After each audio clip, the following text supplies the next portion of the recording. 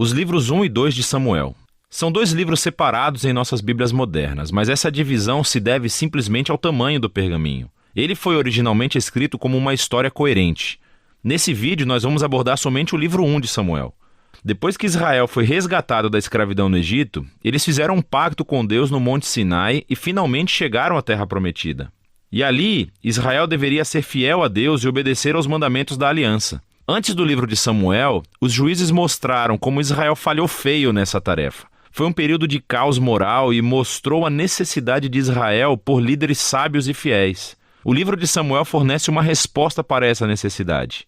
A história do livro de Samuel se concentra em 3 personagens principais: o profeta Samuel, de onde o livro recebe o nome, depois o rei Saul e depois disso o rei Davi. E todos os 3 fizeram a transição de Israel de um grupo de tribos governado por juízes para um reino unificado governado pelo rei Davi em Jerusalém. E o livro de Samuel tem um design fascinante que tece a história desses 3 personagens juntos em 4 partes principais.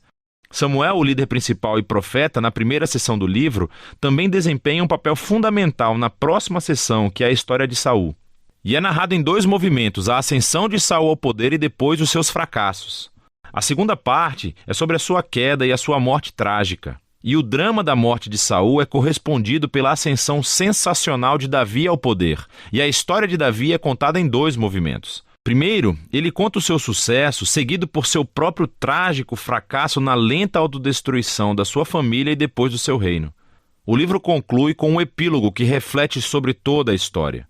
Então, vamos ver como isso tudo se desenrola. A primeira parte é um segmento do caos vivido no livro de Juízes. E somos apresentados a uma história tocante sobre uma mulher chamada Ana, que está triste porque nunca conseguiu ter filhos.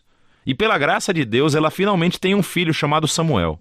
Em alegria, ela canta um poema incrível no capítulo 2. E o poema é sobre como Deus se opõe ao orgulhoso e exalta os humildes. Sobre como, apesar das tragédias e do mal humano, Deus está trabalhando os seus propósitos na história. E também sobre como Deus um dia erguerá um rei ungido para seu povo. Agora, o poema de Ana foi colocado aqui no início do livro para apresentar esses temas-chave que veremos ao longo da história, como na seguinte: Samuel cresce e se torna um grande profeta e líder para o povo de Israel, ao mesmo tempo em que os filisteus sobem ao poder como arqui-inimigos de Israel.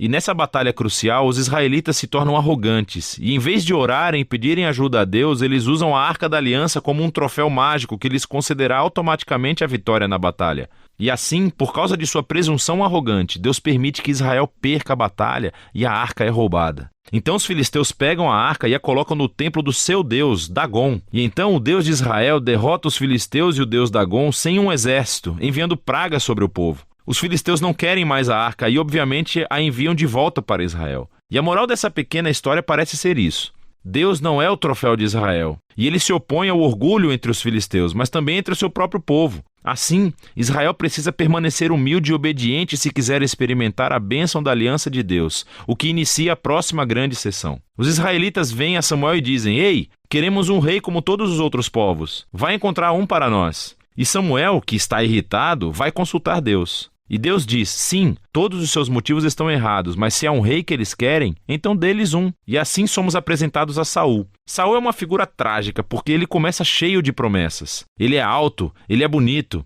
ele é um candidato perfeito para um rei. Mas ele tem falhas profundas de caráter. Ele é desonesto, ele não tem integridade. E ele parece ser incapaz de reconhecer os seus próprios erros, e essas falhas se tornam a sua queda. Ele vence algumas batalhas no começo, mas suas falhas são tão profundas que ele acaba se desqualificando ao desobedecer descaradamente às ordens de Deus. E assim, o velho Samuel confronta Saul e Israel. Ele havia avisado as pessoas que elas só se beneficiariam de um rei que fosse humilde e fiel a Deus. Caso contrário, os reis de Israel trarão a ruína. Então, ele informa a Saul que Deus erguerá um novo rei para substituí-lo. E assim começa a queda de Saul, à medida em que Deus, ao mesmo tempo, está trabalhando nos bastidores para erguer esse novo rei. É um pastorzinho insignificante, chamado Davi. Ele é o candidato menos provável para ser rei. Mas a famosa história de Davi e Golias mostra que a escolha de Deus por Davi não é baseada no status de sua família, mas simplesmente na sua confiança radical e humilde no Deus de Israel. E assim essa história incorpora todos os temas do poema de Ana.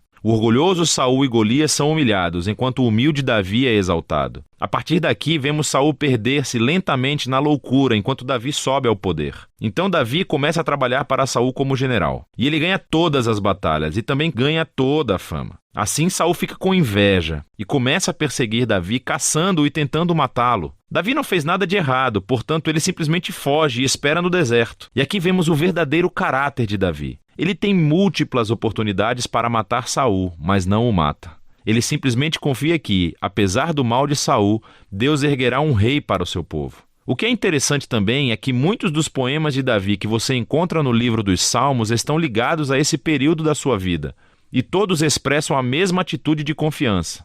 E assim essa seção do livro termina, com Saul chegando a uma terrível morte depois de perder uma batalha com os filisteus. 1 Samuel conta algumas das histórias mais complicadas e bem contadas que você encontrará na Bíblia. E os personagens, Saul e Davi, são retratados de maneira muito realista. E o autor os apresenta como personagens de estudos para que você possa se encontrar neles. Então, na história de Saul vemos um aviso. É crucial que reflitamos sobre as nossas próprias falhas de caráter e como elas prejudicam a nós mesmos e às outras pessoas. Com a ajuda de Deus, precisamos nos humilhar e lidar com o nosso lado obscuro para que a história de Saul não se torne a nossa. Davi, por outro lado, é apresentado como um exemplo de paciência e confiança no tempo de Deus em nossas vidas. Então ele foge para o deserto, sendo perseguido por Saul. Davi tinha todos os motivos para pensar que Deus o abandonara, mas não é isso que ele pensa. Ou seja, a história de Davi nos encoraja a confiar que, apesar do mal humano, Deus está trabalhando os seus propósitos, opondo-se aos orgulhosos e exaltando os humildes. E é disso que se trata 1 Samuel.